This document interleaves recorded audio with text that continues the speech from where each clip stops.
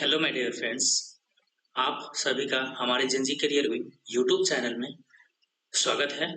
उम्मीद करता हूँ कि आप सभी स्वस्थ होंगे और अपनी पढ़ाई अच्छे से कर रहे होंगे। दोस्तों, आज हम लेकर आए हैं यूनिट 2 का लेक्चर हमारा होने वाला है 12th। इस लेक्चर में हम सभी महत्वपूर्ण टॉपिक को बिल्कुल आसान भाषा में और स्टेप वाइज स्टेप समझेंगे ताकि आपको पढ़ने में कोई परेशानी ना हो और एग्जाम में अच्छे अंक प्राप्त कर सको। तो इसलिए वीडियो को से लेकर आखिरी तक जरूर देखें, क्योंकि हर एक पॉइंट्स आपके एग्जाम के लिए महत्वपूर्ण है। तो बिना किसी देरी के चलिए शुरू करते हैं आज का यूनिट 2 और लेक्चर हमारा होने वाला है 12th। तो आज हम क्या पढ़ने वाले हैं? Web development. ठीक है, तो क्या होने वाला हमारा वेब डेवलपमेंट। तो सबसे पहले ये समझो कि हमारा वेब डेवलपमेंट क्या है। वेब डेवलपमेंट, तो वेब डेवलपमेंट में हमको क्या क्या पढ़ना है वो चीज सबसे पहले ध्यान देना है। तो वेब डेवलपमेंट हमको पढ़ना है डिजांगो। तो ये क्या होता है डिजांगो, ये सारी चीज के मैंने स्टेप वाइज डिस्क्राइब करते जाएंगे, आप अच्छे से पढ़ाई करते रहो। ठीक है, तो हमारा सेकंड पॉइंट्स में होने वाला है फ्लाक्स। थर्ड पॉइंट्स में होने वाला है फास्ट एपीआई। फोर्थ पॉइंट में होने वाला है एसक्यूएल आरसीबी। ठीक है, तो चलो हम बात करते हैं कि वेब डेवलपमेंट में सबसे पहले हमको क्या क्या चीज का जरूरत पड़ता है। तो देखो, यहाँ पे 4 कैटेगरी में डिवाइड किया गया है वेब डेवलपमेंट का। तो ये हमारे लिए बहुत इंपॉर्टेंट चीज है। ठीक है, तो चलो हम बात करते हैं सबसे पहले जैंगो का। ठीक है, इसको पढ़ने में क्या पढ़ा जाता है? जैंगो। मैंने अभी क्या बोला? डिजाइन। ठीक है, तो इसको क्या पढ़ा जाता है? जैंगो पढ़ा जाता है। हाँ, तो चलो हम बात करते हैं जैंगो का। ठीक है, तो देखो सबसे पहले हम वेब डेवलपमेंट की बात करते हैं। तो वेब डेवलपमेंट क्या होता है, क्यों यूज किया जाता है, ठीक है, ये चीज के बारे में सबसे पहले समझे। तो चलो हम जैसे इस वेब डेवलपमेंट क्या क्या होता है कि ये फ्रंट एंड और बैक एंड के लिए शामिल होते हैं, मतलब काम करता है। क्या करता है? फ्रंट एंड और बैक एंड के लिए काम होता है, उसी को बोला जाता है वेब डेवलपमेंट। ठीक है, तो चलो हम बात करते हैं सबसे पहले शॉर्टकट में। तो जैंगो की बात करते हैं। Power the backend of Instagram and Spotify for the scalability application. देखो मैंने ये बोला ना, जैंगो जो होता है ना, वो पावर्स क्या होता है? पावर्स किस चीज में होता है, मतलब इंस्टाग्राम और स्पॉटिफाई होता है स्केलेबिलिटी एप्लीकेशन के लिए, ये बैकएंड में काम देता है। क्या चीज में काम देता है? बैकएंड के लिए काम देता है जैंगो। ठीक है, चलो हम बात करते हैं फ्लाक्स का। फ्लाक्स क्या चीज में काम देता है, क्यों काम देता है, किस लिए काम देता है वेब डेवलपमेंट में। ठीक है, तो support macro servers at Netflix and the RPM बी। ठीक है, तो ये फ्लाक्स हमारा होता है ना, वो क्या होता है? एक फ्रेमवर्क होता है जो हम इसको क्या करते हैं, फ्रंट एंड के लिए यूज किया जाता है। ठीक है, उसी को बोला जाता है फ्लाक्स। ठीक है, तो चलो हम बात करते हैं फास्ट एपीआई का। Build high performance API for urban and the Microsoft. ठीक है, तो ये क्या होता है कि फास्ट एपीआई आधुनिक और बहुत तेज पाइथन फ्रेमवर्क है। इसका उपयोग हाई परफॉर्मेंस एपीआई बनाने के लिए किया जाता है और ऑटोमेटिक डॉक्यूमेंटेशन और फास्ट रिस्पॉन्स इसकी विशेषताएं जनाता है। इसीलिए हम वेब डेवलपमेंट में फास्ट एपीआई यूज करते हैं। तो चलो हम बात करते हैं फोर्थ पॉइंट का, एसक्यूएल आर्चिमी। तो एसक्यूएल आर्चिमी क्यों काम देता है वेब डेवलपमेंट? ठीक है, तो manage database for the Reddit. मतलब ये क्या होता है कि जो एसक्यूएल आर्चिमी होता है ना, आर्केमी, तो वो क्या होता है कि एसक्यूएल आर्केमी एक पाइथन ओआरएम है जिसको बोला जाता है ऑब्जेक्ट रिलेशनल मैपर है, जो ये पाइथन को डेटाबेस और माई एसक्यूएल जैसे PostgreSQL and SQLite से जोड़ने का कार्य करता है। उसी को क्या बोला जाता है? एसक्यूएल आर्किमी। ठीक है, तो चलो हम बात करते हैं आगे का क्या होने वाला है। तो बात है आगे का हमारा जैंगो। क्या है? जैंगो। देखो, आगे के मैंने प्रोसेस में सारी चीज बताया जैंगो क्यों यूज किया जाता है। ठीक है, तो चलो हम बात करते हैं यहाँ पे एक्सप्लेनेशन के रूप में हम पढ़ते हैं। ठीक है, तो Django is a Python-based web framework used to build websites and the web application quickly and efficiently. ठीक है, तो ये क्या क्या बोला गया है कि जो जैंगो एक पाइथन आधुनिक वेब फ्रेम है जिसका उपयोग वेबसाइट और वेब एप्लीकेशन को तेजी और आसानी की विकसित करने के लिए किया जाता है, उसी को बोला जाता है जैंगो। तो चलो हम सेकेंड पॉइंट्स में पढ़ते हैं। It follows the model view templates, जिसको बोला जाता है शॉर्ट फॉर्म में MVT architecture and the includes many builds in the features reducing the needs to write code from the sketch. इसमें क्या बोला गया है इसको समझो। जो हमारा मॉडल व्यू टेम्पलेट्स होने वाला है आर्किटेक्चर का पालना करता है और जैंगो के बिल्ड इन फीचर्स क्या करता है, पहले से उपलब्ध सुविधा होता है जिससे डेवलपर को हर चीज शुरू से कोड नहीं लिखती पड़ती है और उसको क्या किया जाता है, विकास कार्य तेज तेज किया जाता है। क्या किया जाता है, विकास जो कार्य होता है ना उसको तेज किया जाता है। ठीक है, उसी में काम करता है MVT जिसको बोला जाता है मॉडल व्यू टेम्पलेट्स। क्यों यूज होता है इसका फीचर्स जी जैंगो में, कोई भी ऐसा मतलब जो मतलब कार्य होता है ना लिखने और पढ़ने के लिए उसको क्या किया जाता है, तेज किया जाता है। ठीक है, तो वो काम देता है जैंगो। तो चलो हम बात करते हैं थर्ड पॉइंट्स का। Django is used to build in the server side जैसे backend of the web application, this include handling. देखो सबसे पहले ये समझो कि देखो जैंगो का मुख्य उपयोग सर्वर साइड मतलब बैकएंड, मतलब इसका क्या होता है कि डेवलपमेंट में मतलब के लिए मतलब बैकएंड के लिए किया जाता है। इस वेबसाइट के पीछे होने वाले सभी महत्वपूर्ण कार्यों को संभालना या संभालना पड़ता है और इसको संभाल के चलाना पड़ता है। ठीक है, बैकएंड के लिए हैंडलिंग करना पड़ता है। ठीक है, तो इसी को बोला जाता है Django including for the handling and the application of web application. ठीक है, तो चलो इसमें क्या क्या होने वाला है। इसमें होने वाला है यूजर एथेंटिकेशन जिसको बोला जाता है लॉगिन और रजिस्ट्रेशन साइट। ठीक है, लॉगिन जब करते हो आप लोग जैसे जीमेल डालते हो, जैसे नेम डालते हो, वहां पे अपना इनरोलमेंट नंबर डालते हो, यूनिक आईडी डालते हो। ठीक है, तो वो क्या होता है, सारी चीज बैकएंड में जाके स्टोर होता है। क्या होता है, बैकएंड में जाके स्टोर होता है। उसके बाद रजिस्ट्रेशन करते हो, लॉगिन करते हो, वो क्या होता है, सारी चीज सर्वर में बैकएंड में जाके स्टोर होता है। तो फर्स्ट हमारा क्या होने वाला है, यूजर एथेंटिकेशन। ठीक है, तो सेकेंड में हमारा क्या है, डेटाबेस ऑपरेशन। जो हम मतलब वेबसाइट के अंदर जाते हैं ना, कुछ भी डेटा देखते हैं, जैसे किसी के वेबसाइट में जाते हो तो वहां पे क्या क्या डेटा रहता है ना, उसके बारे में सारी चीज क्या होता है डिस्क्राइब रहता है कि यहाँ से यहाँ डिलीवर होता है, यहाँ से यहाँ क्या होता है, डिलीवरी चार्ज लगता है या नहीं लगता है, ये प्रोडक्ट हमारे में शो कर रहा है। तो क्या होता है, सारी चीज डेटाबेस का ऑपरेशन का कारण होता है। ठीक है, तो चलो हम थर्ड पॉइंट्स की बात करते हैं, बिजनेस लॉजिक। बिजनेस लॉजिक वहां पे क्या क्या हो सकता है, बहुत सारे डिलीवर दे सकता है, नहीं दे सकता है, उसमें कुछ ऑफर भी दे सकता है। तो ऐसा होता है बिजनेस लॉजिक में। ठीक है, तो हमारा क्या है फोर्थ पॉइंट में यूआरएल रूटिंग। यूआरएल जैसे कोई भी वेबसाइट का क्या होता है, यूआरएल होता है, जैसे एक लिंक होता है। ठीक है, वो लिंक किसी और में सेंड करोगे, ओपन करेगा, रजिस्ट्रेशन करेगा, लॉगिन करेगा, वो यूआरएल रूटिंग के कारण हो जाता है। ठीक है, वो क्या हो जाता है, यूआरएल रूटिंग, मतलब कोई भी साइट का एक लिंक फॉर्मेशन करना, उसी को बोला जाता है यूआरएल रूटिंग। ठीक है, चलो हम फिफ्थ पॉइंट की बात करते हैं, data validation and form. Data validation and form इसको क्या बोला जाता है कि उपयोगकर्ता द्वारा भरे गए डेटा की जांच करना और फॉर्म को संभालना, इसी को बोला जाता है डेटा वैलिडेशन एंड फॉर्म। ठीक है, तो चलो सबसे पहले हम बात करते हैं आसानी भाषा में यूजर एथेंटिकेशन। जैसे मैंने बोला ना, उपयोगकर्ता का लॉगिन और रजिस्ट्रेशन करना, उसी को बोला जाता है यूजर एथेंटिकेशन।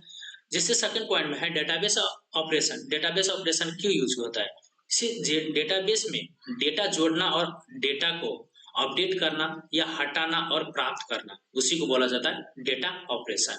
ठीक है, तो बिजनेस लॉजिक में क्या होता है, एप्लीकेशन के नियम और कार्यों को नियंत्रित करना, उसी को बोला जाता है बिजनेस लॉजिक। ठीक है, यूजर यूआरएल रूटीन में क्या पड़ता है कि यूआरएल के अनुसार सही पेज या फंक्शन तक मतलब अनुरोध पहुंचाना, मैंने बोला ना, उसी को बोला जाता है यूआरएल, जिसको बोला जाता है लिंक। ठीक है, तो चलो हम बात करते हैं आगे में हमारा क्या होने वाला है, फ्लक्स। क्या होने वाला है, फ्लक्स। तो फ्लक्स में सबसे पहले यह समझना है कि फ्लक्स क्यों यूज किया जाता है, हमारी वेबसाइट में क्यों यूज किया जाता है। मैंने बोला flux is a framework that is a used of front end के लिए यूज किया जाता है। ठीक है, यूज फॉर फ्रंट एंड। ठीक, तो देखो यहाँ पर फ्लक्स में क्या दिया गया, और light weight simple minimal and flexible web framework in a Python. देखो जो मतलब फ्लक्स का पाइथन मतलब लाइट वेट और सिंपल और फ्लेक्सिबल वेब फ्रेमवर्क है, इसे मैक्रोवेव फ्रेमवर्क भी कहा जाता है, क्योंकि इसमें केवल आवश्यकता सुविधाएं होती है और बाकी सुविधा क्या होता है, आवश्यकता के अनुसार जोड़ी जा सकती है, उसी को बोला जाता है फ्लक्स। ठीक है, तो चलो हम बात करते हैं यहाँ पे हमारा क्या है, flux is a microwave framework that detain in the Python, मैंने ये बता दिया। ठीक है, तो चलो हम बात करते हैं सेकंड पॉइंट्स का। Flask is a lightweight Python web framework known as the it is simplicity and the flexible for the reference to as of micro framework. ठीक है, मैक्रो फ्रेमवर्क अभी तो डिस्क्राइब मैंने कर ही दिया कि फ्लक्स ये पाइथन आधुनिक लाइटवेट और क्या है, सिंपल और फ्लेक्सिबल वेब फ्रेमवर्क है। इसमें मैक्रो वेब फ्रेमवर्क भी कहा जाता है, क्योंकि इसमें केवल आवश्यक सुविधा होती है और बाकी सुविधा आवश्यकता के अनुसार जोड़ी जा सकती है, उसी को बोला जाता है फ्लक्स। ठीक है, तो फ्लक्स अपनी आदती मतलब सिंपलिसिटी और फ्लेक्सिबिलिटी के मतलब लिए क्या होता है, प्रसिद्ध होते हैं। इसमें सिखाना और उपयोग करना आसान होते हैं, इसलिए शुरुआत से ही मतलब क्या होता है, और छोटे प्रोजेक्ट से के लिए ही ये बेहतर क्या होता है कि विकल्प लेता है, डिसीजन लेता है, बेटर डिसीजन लेता है। ठीक है, उसी को बोला जाता है flux. It is a design to the easy to get started with the marking and a popular choice for the building web application API and the macro services। मैंने अभी बता ही दिया। ठीक है, ये बिगिनर्स जो होता है ना, वो छोटे छोटे प्रोजेक्ट में यूज किया जाता है। ठीक है, यूज किया जाता है, वो किसके लिए किया जाता है, सिंप्लिसिटी और फ्लेक्सिबल के लिए। ठीक, तो चलो इसमें हम पढ़ने जा रहे हैं कि आगे हमारा क्या होने वाला है, फास्ट एपीआई। तो फास्ट एपीआई है, तो फास्ट एपीआई में ये समझना है कि fast API is a modern web framework that is a relatively fast and used for building APIs with Python 3.7 plus based on the standard Python types hints। देखो जो fast API आधुनिक मतलब modern और फास्ट पाइथन फ्रेमवर्क है ना, इसका उपयोग Python 3.7 या उसके ऊपर के क्या होता है संस्करण और मतलब क्या होता है रिस्ट एपीआई और वेब सर्विसेज बनाने के लिए किया जाता है। यह पाइथन टाइप हिंट्स पर आधारित होते हैं। इसको क्या किया जाता है, कोड अधिक सुरक्षित और समझने के लिए आसान होते हैं। ठीक है, कोड बेस जो होता है ना, वो समझने के लिए क्या होता है, आसान होते हैं। वो क्यों यूज किया जाता है कि जो हमारा फ्रेमवर्क है ना, रिलेटिवली फास्ट और the Python of 3.7 based on the standard Python type hints के लिए किया जाता है। ठीक है, fast API also assists as in the automatically producing documentation for our web services so that other developers can quickly understand how to use it। देखो इसमें क्या बोला गया है कि जो फास्ट एपीआई की सबसे बड़ी विशेषता इसकी उच्च गति, मतलब इसका हाईएस्ट परफॉर्मेंस जो होता है ना, हाईएस्ट परफॉर्मेंस है। यह बहुत तेजी से एपीआई के क्या करता है, प्रोसेस करता है और कम समय में आधुनिक अनुरोध मतलब इसको क्या बोला जाता है, अनुरोध को रिक्वेस्ट संभाला जा सकता है, इसी को बोला जाता है फास्ट एपीआई। और क्या बोला जाता है कि जो फास्ट एपीआई की एक और महत्वपूर्ण विशेषता यह है कि ऑटोमेटिक डॉक्यूमेंटेशन जो होता है ना, क्या होता है ऑटोमेटिक जो डॉक्यूमेंटेशन होता है ना वो प्रदान करता है, यानी एपीआई बनाने की डॉक्यूमेंटेशन जैसे स्विगर, यूआई, ओपन एपीआई अपने आप तैयार होते हैं, जिसके अन्य डेवलपर्स आसानी से एपीआई को समझ और उपयोग कर सकते हैं, डिलीवर और उपयोग कर सकते हैं आसानी तरीका से। इसीलिए यूज किया जाता है वेब डेवलपमेंट में फास्ट एपीआई। ठीक है, तो देखो जो एपीआई का विशेषता मतलब फ्यूचर्स क्या क्या हो सकता है, फीचर्स। ठीक है, तो मॉडर्न और हाई परफॉर्मेंस पाइथन फ्रेमवर्क है। ठीक है, दूसरा पॉइंट्स में क्या हो सकता है कि जो फास्ट एपीआई और वेब सर्विसेज बनाने के लिए उपयोग किया जाता है। ठीक है, तो जो पाइथन 3.7 प्लस और टाइप हिंट्स पर आधारित होते हैं।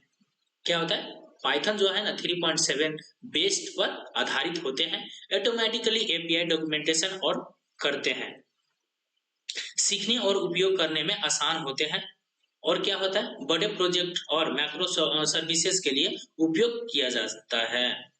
ठीक है, इसी को बोला जाता है फास्ट एपीआई। तो चलो हम बात करते हैं एसक्यूएल आर्केमी का। ठीक है, आर्केमी हमारा क्या क्या होने वाला है।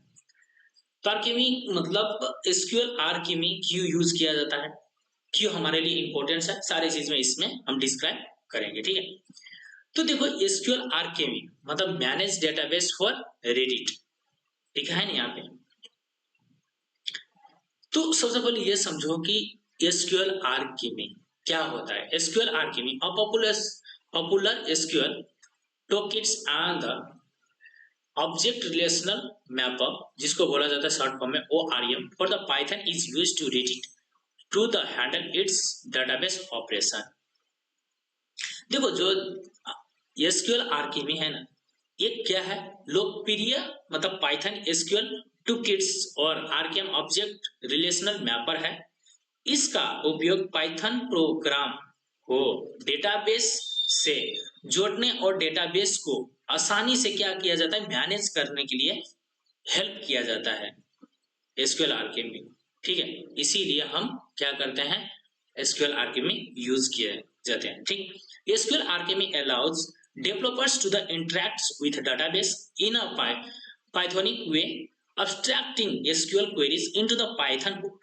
देखो इसमें क्या बोला गया है कि SQL आर्केमी की मदद से डेवलपर पर बार बार SQL क्वेरीज लिखने की आवश्यकता नहीं होते हैं। ये पाइथन कोड को क्या किया जाता है, SQL क्वेरीज में बदल देता है, जिसमें डेटाबेस और कार्य करने के लिए मतलब असल हो जाता है, मतलब सरल हो जाता है, ऐसे समझो, समझा। तो इसीलिए एसक्यूएल आर्केमी मतलब इसमें बार बार क्या करना पड़ता है, इंटरेक्ट नहीं करना पड़ता डेटाबेस में। ठीक है, कोई भी डेटा क्या करना पड़ता है, मतलब उतना मतलब भरा नहीं जाता है। ठीक है, ऑटोमेटिक कर देता है, जिसमें कोई भी डिलीवर लेकर जाता है तो वो क्या होता है, ऑटोमेटिक फिलअप हो जाता है। ठीक है, इसीलिए एसक्यूएल आर्केमी यूज किया जाता है वेब डेवलपमेंट में। ठीक है, SQL Alchemy is a Python tool that is help manage database। तो जो alchemy Python tools that helps in the manage database है, जो इसमें क्या होता है कि जो हमारा आर्केमी का जो पाइथन टूल्स है ना, वो क्या होता है, हेल्प्स करता है मैनेज डेटाबेस में। जो मैंने अभी बताया ना, कोई भी डेटा होता है ना, वो ऑटोमेटिक क्या होता है, फुलफिल होता है, हेल्प करता है आसानी तरीके से। ठीक है, आसानी तरीके से हेल्प किया जाता है, इसीलिए एसक्यूएल आर्केमी यूज किया जाता है। Reddit used in the handle it's data. Reddit क्या करता है, जो डेटा होता है ना वो हैंडल करने के लिए रखा जाता है, तो वो यूज होता है एसक्यूएल आर्केमी में।